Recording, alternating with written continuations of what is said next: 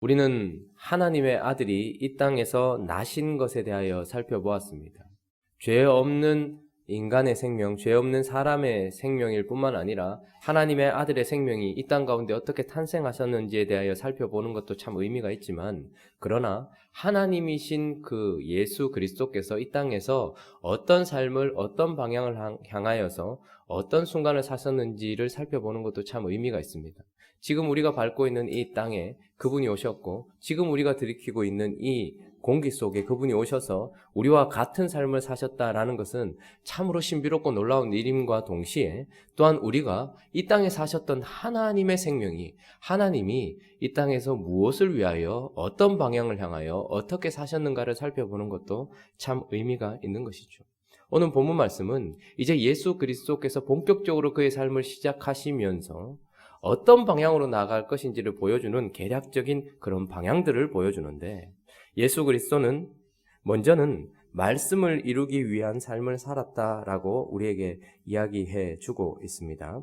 자, 15절 말씀 한번 읽어볼까요? 15절 말씀, 자, 읽습니다. 시작. 헤롯이 죽기까지 거기 있었으니 이는 주께서 선지자를 통하여 말씀하신 바 애굽으로부터 내 아들을 불렀다 함을 이루려 하심이라. 뒤에 뭐라고 얘기합니까? 이루려 하심이라. 말씀을 이루려 하심이라 라고 이야기하죠. 18절 말씀도 한번 읽어볼까요? 18절 있습니다. 시작. 라마에서 슬퍼하며 크게 통곡하는 소리가 들리니 라헬이 그 자식을 위하여 애곡하는 것이라. 그가 자식이 없으므로 위로받기를 거절하였도다 함이 이루어졌느니라. 말씀이 어떻게 됐다고요? 이루어졌느니라. 23절도 한번 읽어보겠습니다. 시작. 나사렛이란 동네에 가서 사니 이는 선지자로 하신 말씀에 나사렛 사람이라 칭하리라 하심을 이루려 함이로라. 아멘. 이 짧은 10개의 구절 가운데 3번이나 예수 그리스도의 사심, 예수 그리스도의 삶은 하나님의 말씀을 이루려 함이로라, 이루려 하심이라, 이루어졌느니라 라고 이야기하면서 예수 그리스도가 걸어가시는 길의 방향은 하나님의 말씀을 이루기 위한 삶이다 라고 우리에게 이야기해 주고 있는 것입니다. 그분께서 애굽에 가신 것은 다른 이유가 아니라 말씀을 이루기 위함이었다라고 이야기합니다. 그리고 그분이 베들레헴에서 나신 것은 그가 원래는 거기서 날 이유가 없었어요. 그러나 인구조사를 하게 되었고 그것 때문에 베들레헴까지 가게 되었던 것이죠. 거기서 났던 이유. 그래서 만약에 그분이 베들레헴에서 나시지 않았다면 베들레헴의 아이들이 죽는 일은 없었을 수도 있었을 겁니다. 그런데 어쨌든 그는 베들레헴에서 태어나셨던 이유, 그리고 그 베들레헴에서 이런 통곡의 소리가 날 수밖에 없었던 것은 말씀을 이루려 하심이었더라라고 이야기합니다. 뿐만 아니라 그는 나사렛이라는 동네에서 살게 되셨고, 이제 그는 나사렛 예수로 우리에게 알려지게 되는데, 그 이유도 다름 아니라 알려지기 싫어서 혹은 다른 이유가 있는 것이 아니라 나사렛 사람이라 칭하리라 하심을 이루려고 그렇게 하셨다라고 이야기하는 것입니다. 하나님의 아들이 이 땅에 오셔서 큰 길을 걸어가는 그 큰 방향은 바로 하나님의 말씀을 이루는 삶이다라고 이야기하고 계시는 것이죠. 이런 하나님의 말씀을 이루는 삶에는 많은 요소들이 포함이 됩니다. 오늘 보면 하나님의 말씀에 자신을 드리기로 하는 순종들이 계속해서 드러나죠. 보면 13절에도 보면 주의 사자가 현몽해서 말해 줍니다. 애굽으로 피하라라고 이야기를 하죠. 그러니까 14절에 요셉이 일어납니다. 그것도 밤에 일어나서 애굽으로 떠나가지요. 그리고 죽기까지 거기 있으라라고 말하는 그 말에 그대로 순종하는, 말씀에 자기 자신을 순종하는 그 삶을 통해서 하나님의 말씀이 이루어지고 있어요. 22절도 보면 꿈에 지시함을 받아 갈릴리 지방으로 갑니다. 그리고 그곳에서 살아라라고 이야기하는 말씀에 따라서 그곳에서 살게 되는 것이죠. 이 모든 하나님의 말씀을 이루는 삶에는 하나님의 말씀에 자기 자신을 드리는 순종이 포함되어 있습니다. 그러나 꼭 그것만 있는 것은 아니라는 것을 우리가 보게 됩니다. 악한 자의 악한 계획도 있고 악한 자의 악한 실행, 그러니까 범죄도 포함되어진다라는 것을 보게 되죠. 13절에 보면 요셉에게 현몽하여서 헤롯의 마음속에 있었던 계획을 이야기해 주는데, 헤롯이 아기를 찾아 죽이려 한다라는 거예요. 그 악한 계획, 그리고 결국 16절에는 그때를 기준하여 2살부터 그 아래로 다 죽이는 이 악한 범죄. 그러나 이것 때문에 어떻게 되는 것입니까? 그가 애굽으로 가게 된 것입니다. 악한 자의 계획과 악한 자의 범죄함에도 불구하고 하나님의 뜻은, 하나님의 말씀은 이루어지고 있다라는 것을 보게 되죠. 뿐만 아니라 약한 자의 약함도 사용되고 있습니다.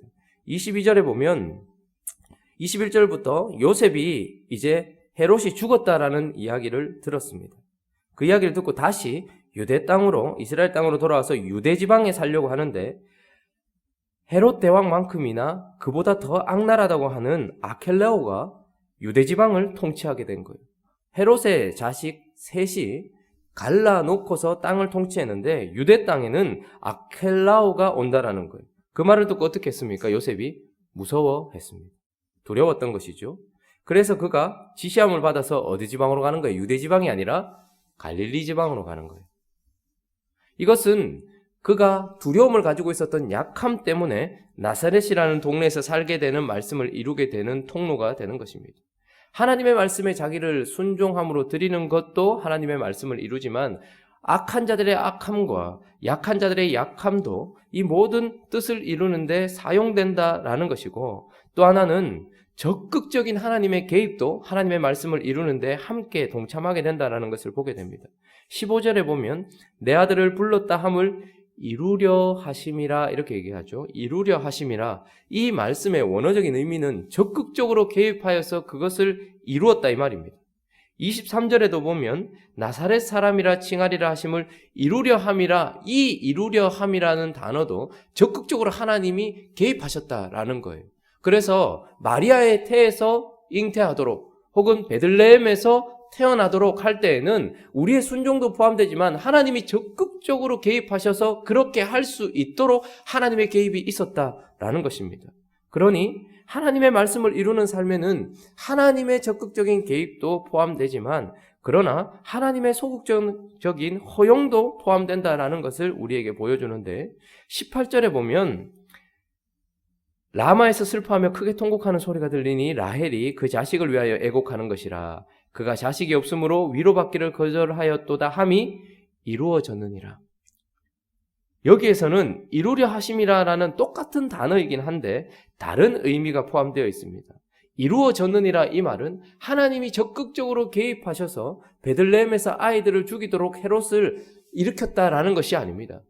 여기서는 하나님이 그냥 그것을 허용하셨을 뿐이다라고 이야기하면서 그 당시 베들레헴 지역에 인구가 한 1000여 명 정도로 생각해 볼 수 있는데, 그래서 그 시간에 태어났던 아이들을 계산해 보면 많으면 30명 정도가 되고 적으면 한 20명 정도가 됩니다. 그러니까 한 20명의 아이들이 죽임을 당했던 것이죠.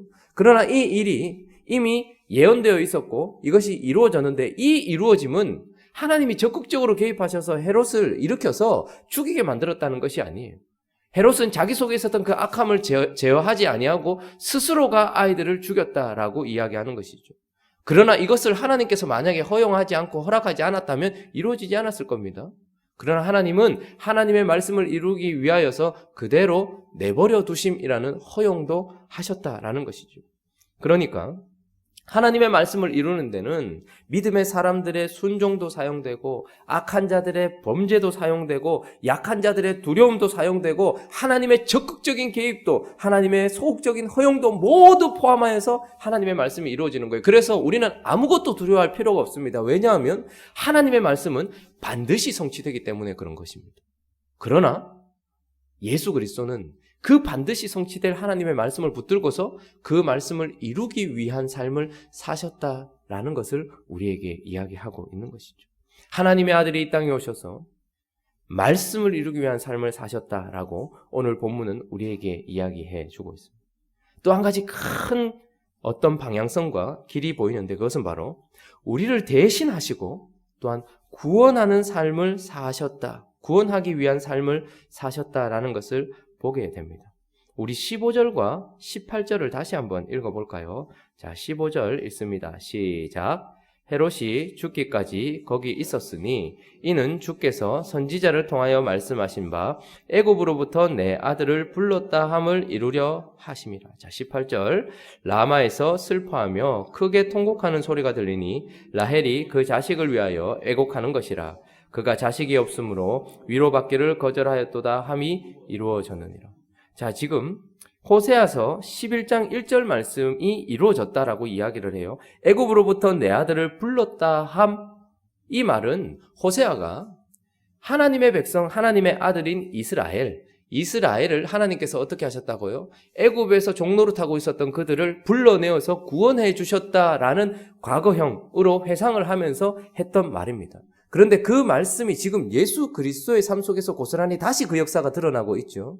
하나님이 애굽에서 종노릇하고 있었던 바로 밑에 있었던 하나님의 백성, 하나님의 자녀인 하나님의 아들인 이스라엘 백성을 끄집어내셨다라는 그 호세아의 이야기를 통하여서 지금 그것과 똑같은 말씀이 지금 여기서 예수 그리스도의 삶 속에서 고스란히 다시 반복되고 있다는 것을 보여지고 있습니다. 뿐만 아니라 18절에 보면 라마에서 하울링이 자꾸 생기네요.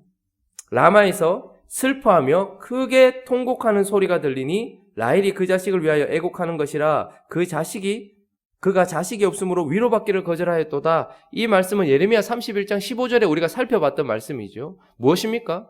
범죄했던 남유다가 완전히 멸망하고 그래서 하나님의 백성들이 어떻게 해요? 바벨론으로 포로로 끌려가고 있는 그 비참한 상황 속에서 라마에서 집결되었던 그 포로들이 지금 어떻게 해요? 아주 비참한 상황으로 끌려가고 있는데 거기에 무덤이 있었던 라헬, 이스라엘 백성들의 어머니라고 말할 수 있는 라헬이 그 모습을 보면서 운다라는 것이죠.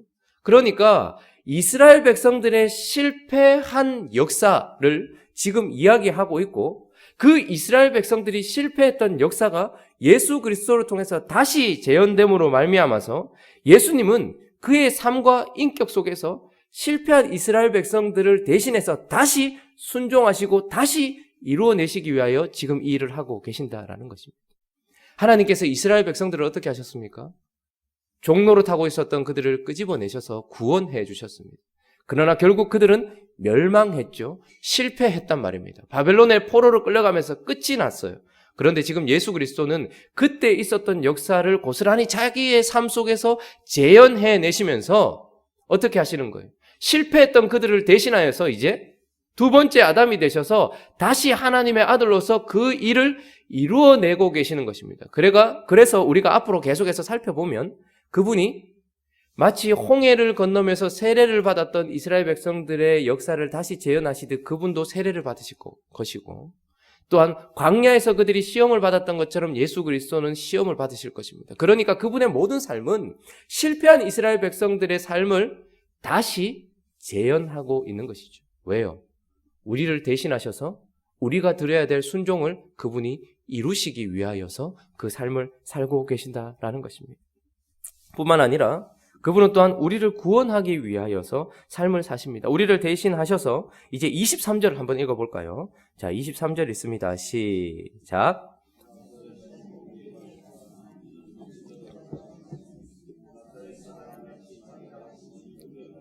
또 한 예언이 있는데 선지자로 하신 말씀에 나사렛 사람이라 칭하리라 하심. 그런데 구약 성경 어디에도 어떤 선지자도 그가 나사렛이라는 동네에서 살 것이라고 예언한 구절이 없습니다. 그런데 23절을 자세히 보면 앞에 있었던 예언들은 호세아라는 사람을 통하여서 몇 장 몇 절에 예언되었고 또 18절의 말씀은 예레미야를 통하여서 몇 장 몇 절에 예언되었다는 것을 정확하게 알 수 있어서 단수로 선지자 이렇게 되어 있거든요. 근데 23절에 이는 선지자로라고 우리가 선지자로 번역할 때는 단수로 번역했지만 원래 원어에는 복수입니다. 그러니까 선지자들이 그가 나사렛 사람이라 칭할 것이다라고 예언을 했다는 거예요. 그래서 이것은 나사렛이라는 단어의 의미를 가지고 있는 것을 예언했다라는 것입니다. 그래서 많은 구절들 중에서 특별히 주목해 볼 만한 단어는 구약 성경에 선지자들이 그가 나자르일 것이다라고 예언한 부분들이 있습니다. 이 나자르라는 것은 구별된, 성별된 이런 의미를 가지고 있는 단어거든요. 그러니까 선지자들이 우리를 구원할 메시아는 나자르다라고 예언했던 그 말씀이 나사렛이라는 동네에서 산다라는 이 나사렛이라는 단어와 일치하여서 이루어졌다 이렇게 말하는 겁니다. 그러니 그가 나사렛 사람이 될 것이라는 예언은 많은 선지자들의 예언 속에서 나자르, 그가 구별된 자다, 성별된 자다 이런 의미를 담고 있는 것으로부터 이루어졌다라고 하고 그러나 가장 큰 의미를 담고 있는 것은 이사야 선지자가 말했던 이 넷제르라는 단어입니다. 이것은 가지라는 단어죠. 그래서 다윗의 계보에서 나올 가지를 표현할 때 예수님을 다윗의 계보에서 나오는 가지로 표현하기도 하죠. 그리고 연한 순 이렇게 표현하기도 하죠. 그때 쓰여졌던 단어가 바로 넷제르고 나사렛이라는 단어와 거의 일치하는 단어입니다. 그래서 이사야 선지자는 끊임없이 그를 가지로 표현하고 있고 연한 순으로 표현하고 있을 뿐만 아니라 고난받는 종, 멸시받는 종 이런 식으로 계속 넷제르를 사용하고 있습니다. 그래서 이 나사렛이라는 단어는 조롱, 멸시, 천대, 고난, 아픔, 선한 것이 없음 이런 뜻입니다. 그래서 예수 그리스도께서 이 땅에 오셨을 당시에 나사렛은 어떤 동네입니까? 이방의 갈릴리에 있는 아무도 알아주지 않는 천한 곳이었습니다. 그래서 나사렛에서 선한 것이 날 수 있겠느냐? 모든 사람들의 생각이었습니다. 그런데 구약 성경은 그가 예수 그리스도가 결국 뭐죠? 나자르, 넷제르다, 나사렛 사람이다 라고 선지자들이 예언했던 것처럼 그가 우리를 대신하셔서 실패한 이스라엘 백성들의 역사를 대신하실 뿐만 아니라 우리를 대신하셔서 그분이 구별되신 그 삶 속에서 우리를 대신하셔서 멸시와 천대와 조롱과 고난과 아픔과 죽임을 당하실 사람으로 그곳에 오셨다라고 본문은 이야기하고 있는 것입니다.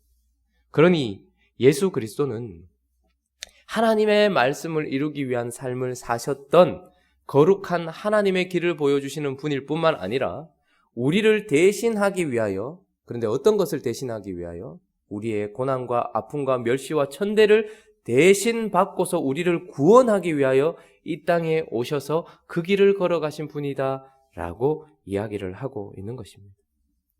우리는 계속해서 복음서를 통하여 예수 그리스도의 삶을 살펴볼 것입니다.